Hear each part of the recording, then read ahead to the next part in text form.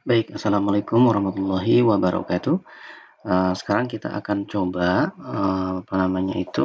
menampilkan data iCare ya di aplikasi JKN Mobile kita.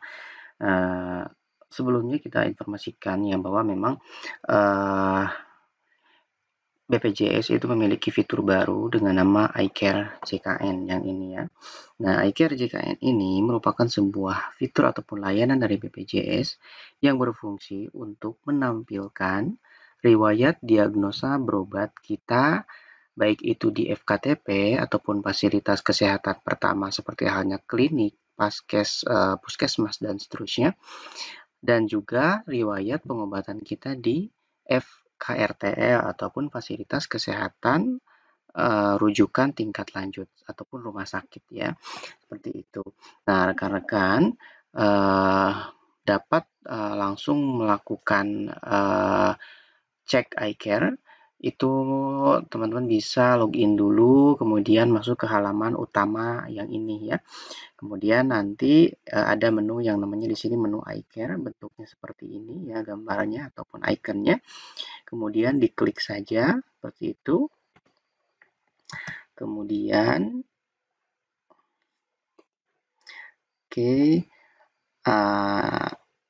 iCare-nya kita klik, kemudian di sini ada nama peserta ya, nama peserta dari nama peserta pengguna JKN Mobile-nya. Kemudian di sini ada informasi terkait di mana kita pernah berobat, di klinik mana, di vaskes mana, ataupun di rumah sakit FKRTL mana gitu ya, dengan diagnosa seperti apa. Nah, ini contoh ada nama rumah sakit, nama FKTP-nya dengan ratingnya sekian bintang, kemudian berobatnya kita tanggal berapa, kemudian untuk diagnosanya seperti apa, contoh diagnosa pelayanan misalnya dispepsia, ya ini adalah bahasa medis ya. Kemudian ada keluhannya apa, apakah ada terapi obat ataukah tidak, seperti itu.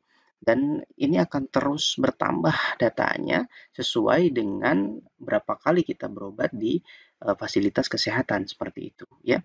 Nah, di sini ada kliniknya, kemudian kita scroll ke bawah itu ada update kita berobat di FKRTL ataupun fasilitas kesehatan rujukan tingkat lanjut ataupun rumah sakit ya.